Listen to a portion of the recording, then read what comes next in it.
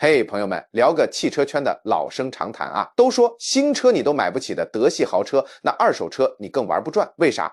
因为 depreciation 贬值这玩意儿简直就是个不讲道理的狠角色，它能把你当年花大价钱买的神车，从工程巅峰一路干到二手私域的价格。对原来的车主来说，这绝对是场悲剧，几十万美金啊，说没就没了。但是咱们换个角度看，这不就是个绝佳的捡漏机会吗？比如你看到一辆只要3万美元的宾利，心里的小算盘是不是打得噼啪响？这么便宜，能有什么大毛病啊？我跟你说，千万别这么想，现实给你一巴掌，啥毛病都可能给你出来。所以今天咱们就来好好说道，盘点一下那10大贬值噩梦车型。都是些超跑啊、大豪车啊，但价格都暴跌了10万美金以上。现在买是便宜，但养车的费用绝对能让你叫天天不应，叫地地不灵。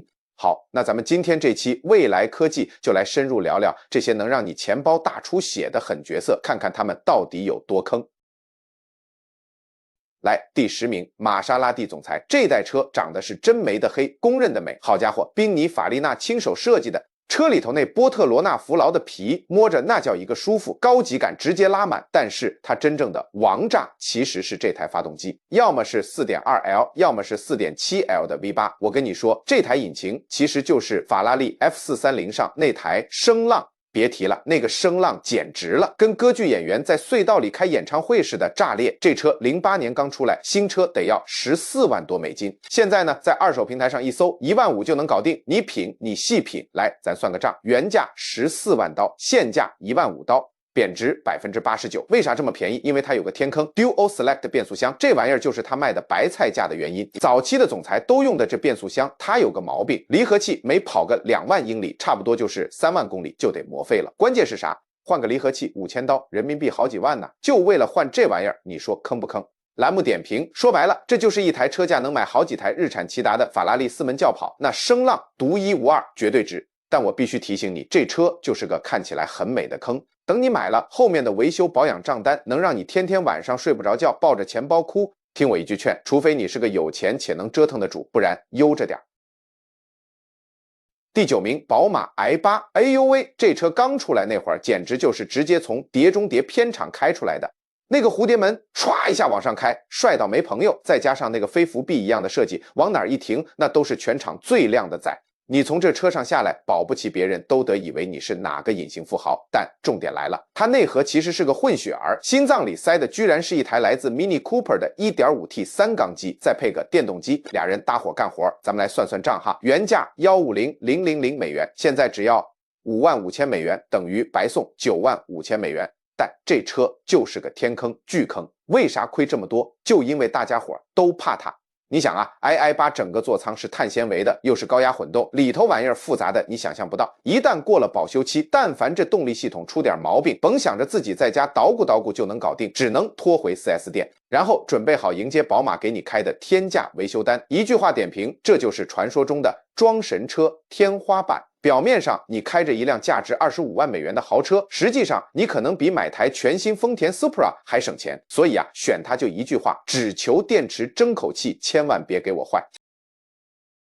第8名，奔驰 S65 AMG。嘿，兄弟，咱今天聊点狠的。这奔驰 S 级那可是车界大佬里的顶流，今天说的 S65 AMG 更是顶流里的疯子，给它装上了一台 V12 双涡轮发动机，这劲儿有多大呢？这么说，扭矩大到感觉能把一颗死心给重新盘活了。这车当年就是给那些行业老大、商界大腕准备的夜视系统按摩座椅，甚至还有个小冰箱，应有尽有，听着就牛气冲天。关键问题是，现在这曾经20万美金近140万人民币的豪车，现在只要2.5万美金，大概17、18万人民币就能开走。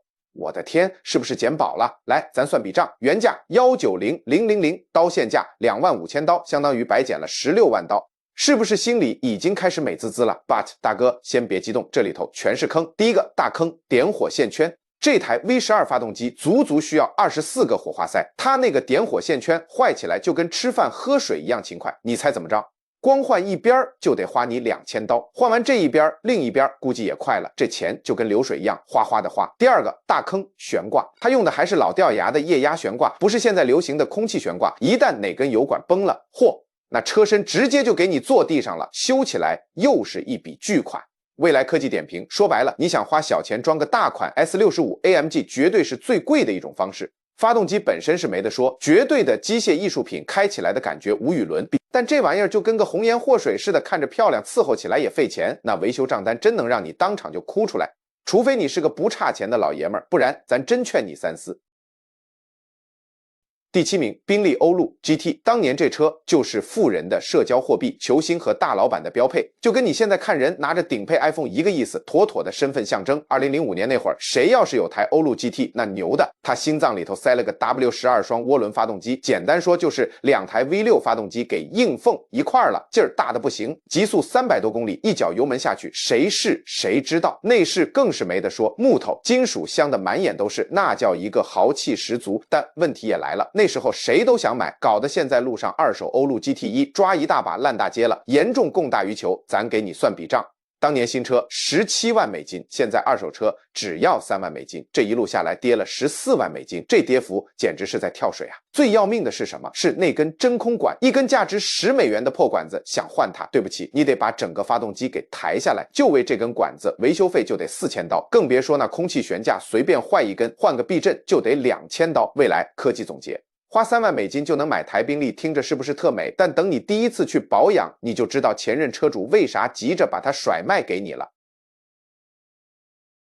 第6名，阿斯顿马丁 Rapide， 这车当年可是公认的4门最美，颜值绝对是顶级的。它有颗大心脏 6.0 LV12 发动机，还有标志性的天鹅门，开门的时候向上飘，特优雅，还能蹭不着马路牙。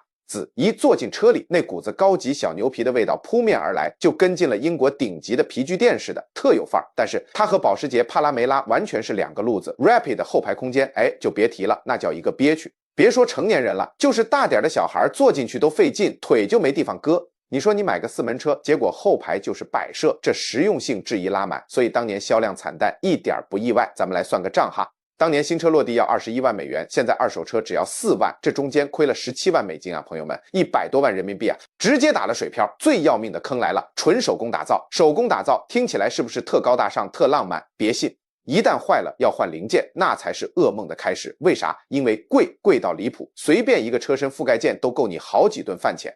再配上 V12 这油老虎，喝油的速度比你赚钱还快。最关键的是，你想找个会修这车的老师傅，比中彩票还难。稍微有点磕碰，修车厂都得从总部请人，光运输费和人工费就够你喝一壶的。未来科技总结一下，你想想，你花一台福特探险者的钱，就能把一台 V12 的阿斯顿马丁开回家。听着是不是贼拉诱惑？听我一句劝，这玩意儿就是个定时财务炸弹。看着是豪车，但养起来能让你怀疑人生，千万别被它的外表骗了。第5名，路虎揽胜，就是那个带机械增压的，特指最新的 L405 这一代，江湖人称 SUV 之王，真不是吹的。公路上开那叫一个稳当，跟在地上溜似的，真要进山越野、翻山越岭也不在话下。心里装的可是 5.0 LV8 机械增压发动机，一脚油门下去510马力，那劲儿谁开谁知道。但要说揽胜这车为啥评价两极分化这么严重，那是有原因的。咱们来算笔账哈，原价11万刀。现在买个早年的二手只要2万5，一转眼车子就贬值了8万5，这掉价速度堪比股市熔断。最致命的坑来了，就是它那套电子系统时不时就犯病，各种玄学故障。我跟你说，揽胜坏一般不是发动机、底盘这些硬骨头，是脑子，它的电子系统不定哪天就疯了。正开得好好的，屏幕突然黑屏，想升个空气悬架，它愣是没反应，下车锁门，门锁哒一下，它就耍脾气了。等你跟修理厂的师傅混熟了，你会发现你们的关系早就从甲乙方升级成了穿一条裤子的铁哥们儿了。未来科技点评一句话总结：世界上没有任何一台车能开出揽胜那种女王范儿，舒服的没朋友。车子状态好的时候，那简直是完美的代名词。但是重点来了，你得祈祷他今天心情好，愿意好好干活才行。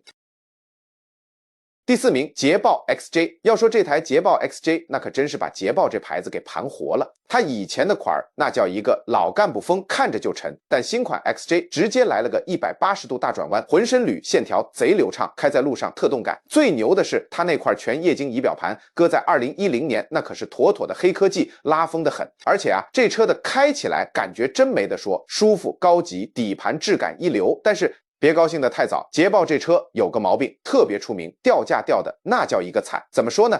你刚从 4S 店把它开出来，马路牙子一蹭，这车架就跟坐了滑梯似的，直接断崖式下跌。不信给你算笔账，新车落地9万美元，约63万人民币，现在能卖1.2万美元，约8.4万人民币，等于白送7.8万美元，约55万人民币。这跌的都能买好几台国产小轿车了，简直就是买辆豪车送一大堆原厂亏损。除了掉价快，还有个更要命的大坑，致命伤：塑料冷却水管。捷豹这车底盘是铝的 ，V8 发动机又猛，看着就像是性能猛兽，结果呢，这么牛的一台车，冷却系统里关键的水管居然用的是塑料的，这玩意儿特容易老化开裂，一旦漏了，冷却液嗖一下就流光了。发动机几分钟就得给你憋到报废，维修费顶买好几台新的了。未来科技总结1万多美元就能开上气场2.8米的100万豪车，这面子值了。朋友圈里拍照发出去绝对是焦点，但是我得提醒你一句，买车之前一定务必千万先把发动机舱里那些个塑料水管全部换成金属的，不然这风光的背后可能就是无尽的修车钱。这波是低买高修玩。第3名，宝马 M5， 就那个 V8 双涡轮的狠角色，这车什么概念？就是一台合法上路的公路导弹。560匹马力，一脚油门下去，推背感绝对让你尖叫，还是个5座车，能拉上全家人一起去飙车。但是重点来了，这车它有点病，而且是先天性的。它那颗大名鼎鼎的 S63 发动机，你买之前最好先问问前辈们，算个账，你们感受一下。新车的时候10万5，现在二手车2万，贬值率直接给你干崩了，掉了8万5。最致命的是啥？连杆轴承，这发动机天生就靠这个续命，一旦它罢工，你的发动机当场报废，想救它换个新发动机2万5，比车都贵。这波操作直接把血赚变血亏。未来科技点评总结一下，这车就是穷人的超跑，快到你怀疑人生，舒服的不像性能车便宜到你以为捡到宝了。但是把它开上路，真的就像在跟你的钱包玩俄罗斯轮盘赌，每一脚油门下去都像在扣扳机，你永远不知道下一声巨响是引擎的咆哮还是你心碎的声音。第2名，奔驰 CL65 AMG。之前咱们聊过那个 S65 大哥，眼前这台 CL65 就更稀有了，而且亏的钱也更多，简直是理财产品反面教材。你看啊，这车帅不帅？无 B 柱硬顶跑车，敞开车窗那感觉简直了，风阻一开，啥遮挡都没有，气场拉满 ，V8 2核动力发动机听着就带劲。但咱得算笔账，新车落地多少钱？21万5千美元，现在二手车多少钱？2万8千美元。